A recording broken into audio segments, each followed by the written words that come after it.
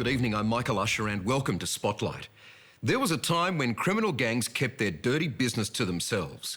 But over the last few years, what can only be called a war has exploded, with crime families and outlaw motorcycle gangs fighting to the death for control of a billion-dollar drug trade.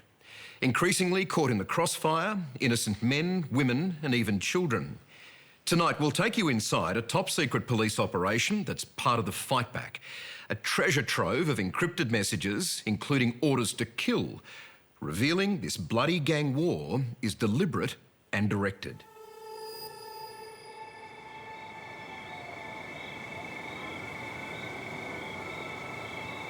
The criminal underworld was once another world to ours, a place where bad guys killed bad guys. But left the rest of us alone. Tonight, we'll track how gangland vendettas have turned into all-out war.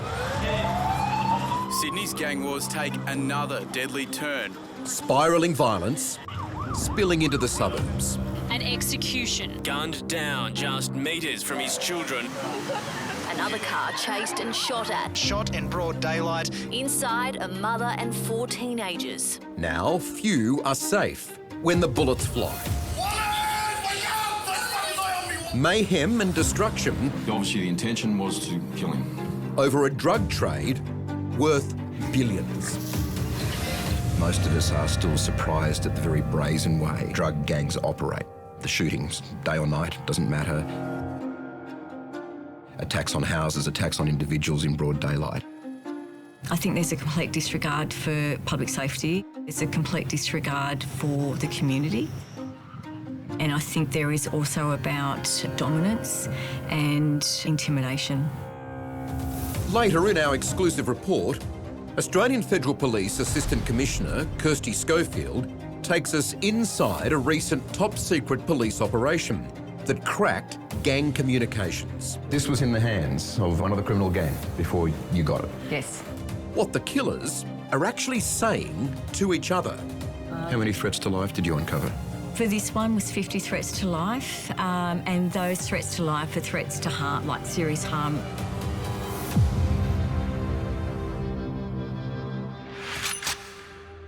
The deadly players in this gang war are now chillingly familiar. Crime families like the Hamzis and the Alameddines, and outlaw motorcycle gangs, including the most feared, the Comancheros and the Hells Angels.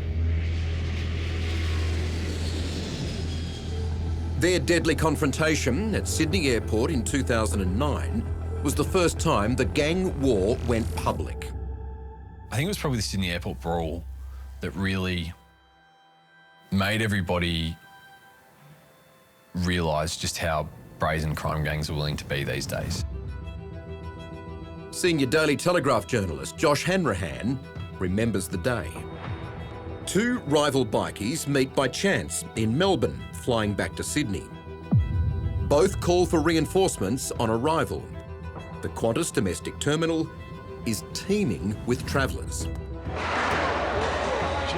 This never-before broadcast mobile phone footage captures what happens next. It's hard to make out, but amidst all the chaos of the full-scale brawl, a murder is being committed.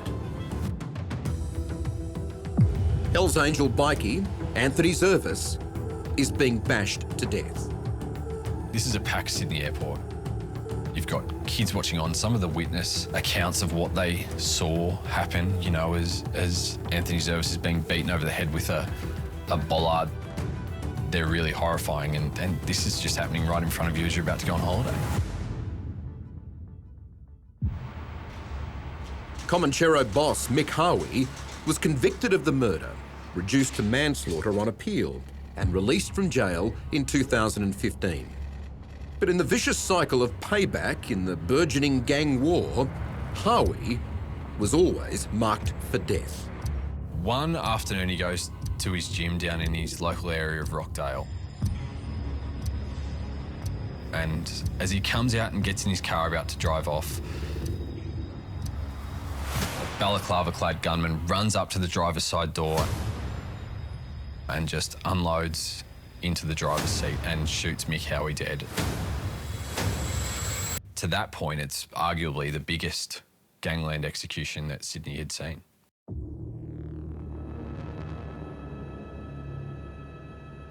Going way back, do you ever really leave the gang? You know, you leave it in 3 ways. Grow up, grow out, get killed, or go to jail. Well, of course, that came true for Mick Howie.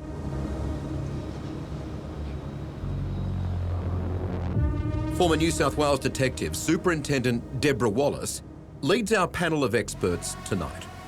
Interesting for me was that the one of the people involved that was charged with being involved in the shooting of Howie himself gets out of jail for another unrelated offence to the murder and then gets gunned down himself in the middle of the city. So it's a bit like, you know, there's no glamour in live by the sword, die by the sword. Comanchero boss Mick Howie's public execution in 2018 was eclipsed 2 years later by another bikie murder, even more brazen. The bikies are interested to me because they're a mixture. Yeah. Savvy at the top and dumb at the bottom. Correct. But they're the only organised crime group that actually have, their motto is to be visible, because without visibility, without their banner, they really aren't anything. It's their banner that instills the fear or the intimidation, which is what they need to do business, as opposed to the individual. In 2020, Nick Martin was boss of the Rebels gang in Perth. He became a target. Bashed in public on one occasion, Martin's luck finally and spectacularly ran out. Sitting with his family at the drag races, he was murdered by a sniper with a single shot from a high-powered rifle from over 300 metres away. Martin's funeral procession featured a casket covered with $100 bills. Nick Martin had many enemies, even inside his own ranks, but in death, the bikie appears to be larger than life.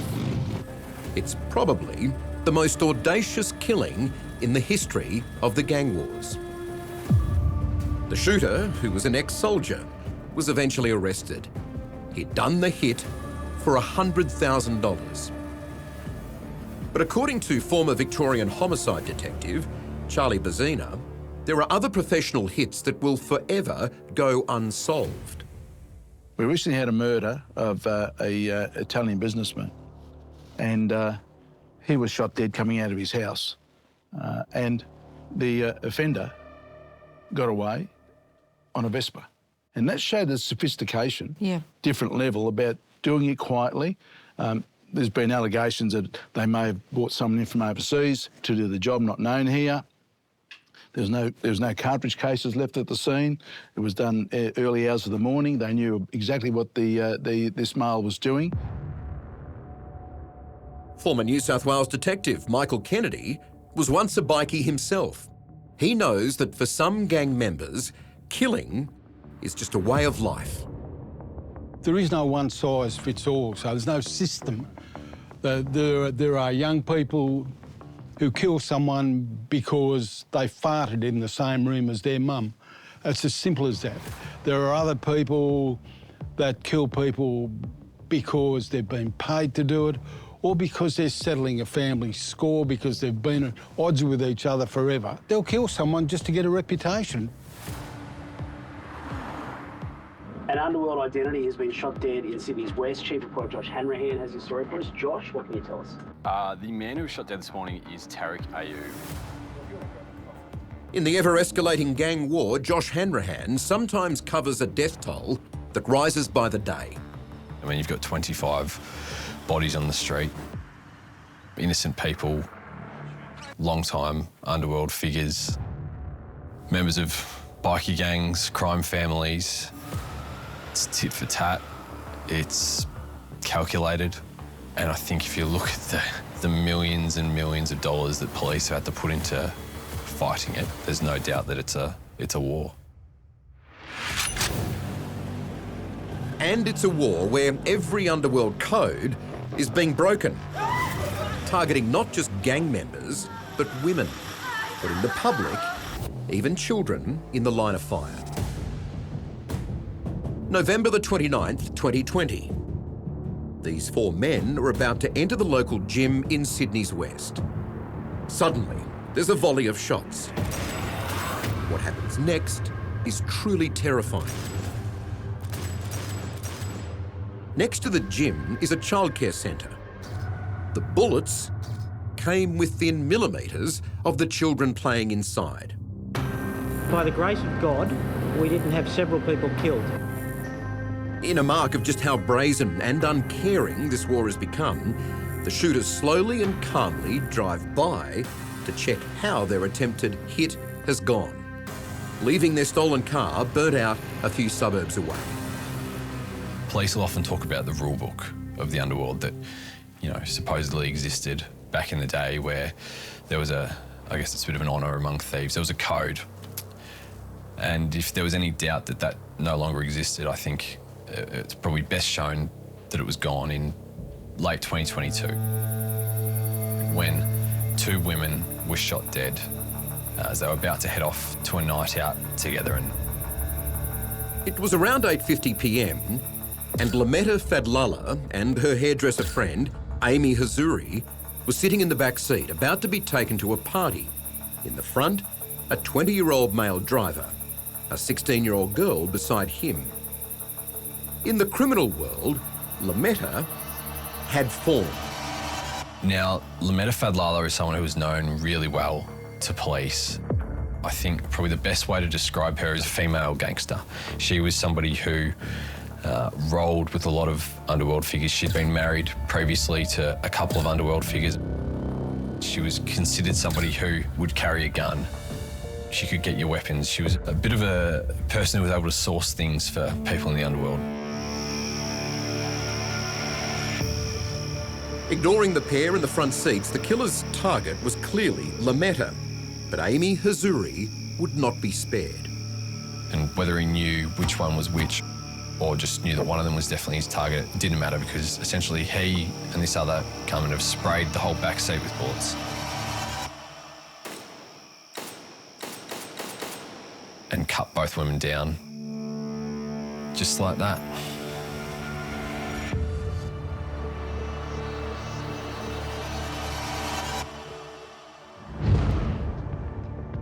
If there was any doubt that this out-of-control gang war is growing ever more heartless, it comes when we're given exclusive access to one of the most extraordinary Australian Federal Police operations in recent times. Called Operation Kraken, it seized 38 gang members, 25 weapons, and over 200 kilograms of drugs and $1.2 million in cash. But there was another prize that was far, far more valuable to investigators, as AFP Assistant Commissioner Kirsty Schofield explains. All right, what do we have here? So, Michael, I'm going to show you one of the phones that's been seized during Operation Kraken. It's an evidence. I'm going to put on some gloves first. This is one of your forensic labs that we're in right now? Yeah, this is one of our digital forensics labs where the digital forensics teams do a lot of work when we seize phones, and they do their magic and they get into them and get all the evidence from them. This is one of the areas in which they operate. Operation Kraken successfully shut down an encrypted criminal communications network called Ghost. Incredibly, this high-tech app, used by hundreds of organised drug gangs in Australia and around the world, was run by a mild-mannered tech whiz who still lived at home with his parents. Breaking this unlikely alliance between murderous criminals and a computer geek yielded a treasure trove of information. So this is one of the phones that we seized during Operation Kraken, which has got the Ghost application embedded on this phone. So, looks like a normal phone? Yep, normal phone, camera at the back. And what does it tell us? What can you see in here? What you can see in here, and just bearing in mind that this was a device seized during Operation Kraken, so it's evidence, but what we see in here is we see the chats, we see any images that they've sent or received, videos, etc. So it's their communications is what we get in the phone. But this was in the hands of one of the criminal gang? That's right. Before you got it? Yes, yes.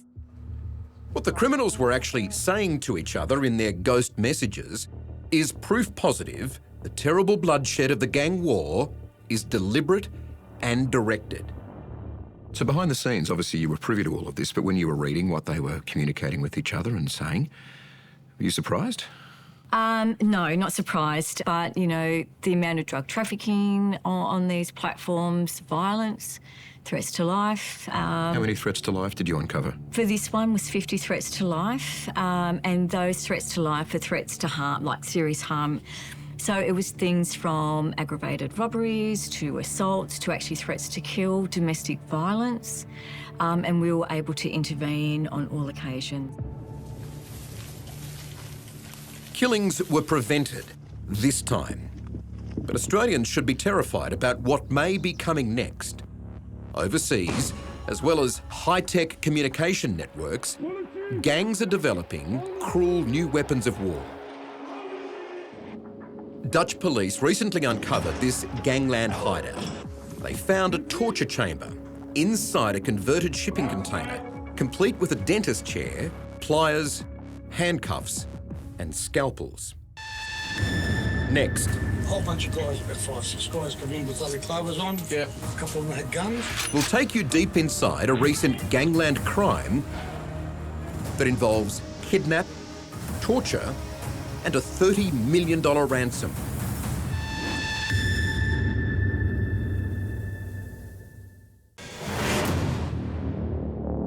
This is not on. Now it is.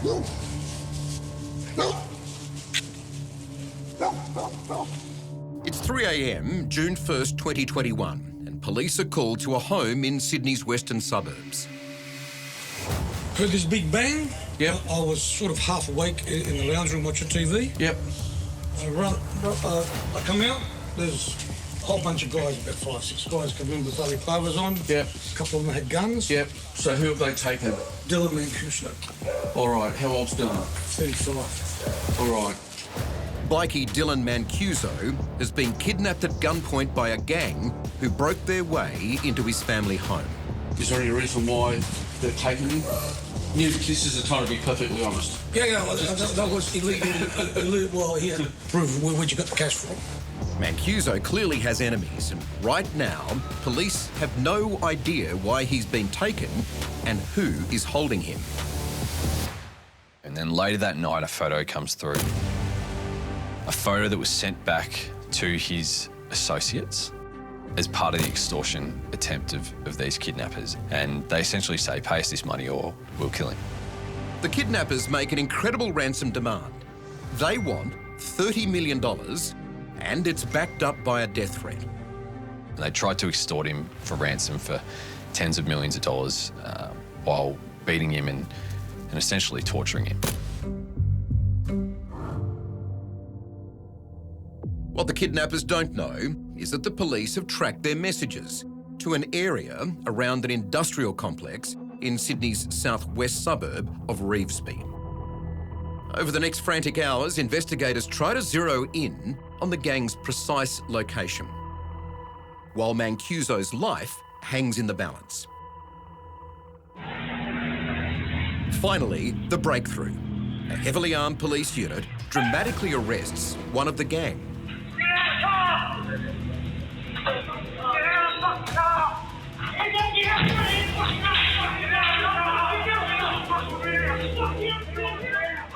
It's the parking lot of a warehouse in the industrial complex.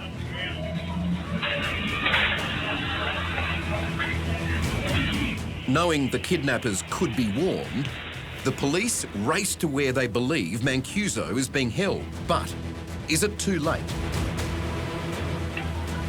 Officers surround a nondescript building at the back of the complex. Suddenly, smoke billows from a window. The kidnappers have set the warehouse on fire.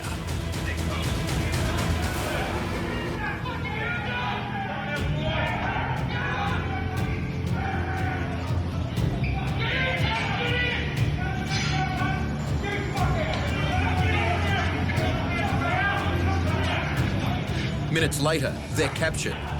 But where is Mancuso? In the frenzy of arrests, there's an explosion inside the building. Then a triumph for police, but a very undignified rescue for Mancuso, walking to safety in his underwear. But at least he is alive, a most improbable outcome in these deadly gang wars. Inside, police find charred phones and destroyed money-counting machines, meant to tally up the $30 million ransom the kidnappers expected. But that astonishing amount is small change in the billions being made by the drug gangs. When gang leaders are brought to justice, the assets police seize reveal grotesquely lavish lifestyles, all paid for with blood money. The way these drug lords, for want of a better term, are flaunting their wealth is quite extraordinary. It's almost like they rub it in your face. And I find that very offensive. Some of the things that we've seen, you know, luxury boats, planes, the watches with all the extra diamonds put onto them. A few years ago, my team seized a diamond-encrusted bra worth about $35,000. That's outrageous, isn't it? It's outrageous. Do you have an idea of how much money these drug gangs are raking in each year? It's a real high profit margin, organised crime. You can source a kilo of cocaine for $3,000 in South America, of which you would then sell in Australia for up to $200,000. So your markup is extraordinary, and same for methamphetamine. So with that amount of profit, that amount of incentive, that's why they take the risks. Yeah, high risk, high return. And it's not just the drug lords that law enforcement in Australia and around the world have to deal with. It's the equally criminal and often equally vicious money laundering gangs that move all that cash into legitimate enterprises. You'll actually have money laundering organisations, and their sole purpose is to move money for organised crime groups. These are groups set up purely to move illicit funds around the world so the criminal entities can actually access their wealth. We've undertaken of recent times some really significant investigations. The AFP operation recently wound up an Australian money laundering gang with a staggering array of drug money investments. So the syndicate was making, say, a 10% profit. We actually seized from that syndicate $155 million in property. That included a full commercial premises in the Sydney CBD. It included 47 hectares of land out near Badgerys Creek as part of their property portfolio. In addition to that, $35 million in crypto. Remember, all that was just the 10% made by the money laundering gang. As we know in any kind of business, when it is a lucrative market, it becomes competitive, and the trouble is that with drugs and the underworld, it's not only competitive, but it becomes deadly. What journalist Josh Hanrahan knows just as well as veteran investigators like Kirsty Schofield is that fueling all the violence, behind all the killings, the kidnaps,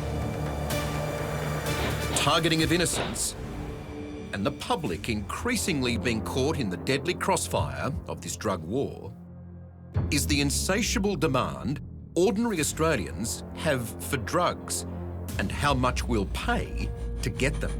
None of this happens without demand. That is the big thing. Why do Australians have such a high demand for drugs? One of the issues that we've been struggling with is particularly cocaine. And the demand is there? The demand is there. Through the roof? Yes. I'm surprised, and I'm continuing to be surprised about the demand. Yeah. There is no more vicious cycle than the supply and demand of the drug trade. And the truth of that means this could be a war without end. While the drug market is this profitable and Australia's appetite for drugs is this insatiable, there's always going to be somebody looking to make money from that market. And with that is going to come violence. That's just the nature of that game. And I think we've even seen police admit that no matter how many millions of dollars and how much resources they put into cracking down on organised crime, there is always going to be conflict, and inevitably it's going to end up being deadly.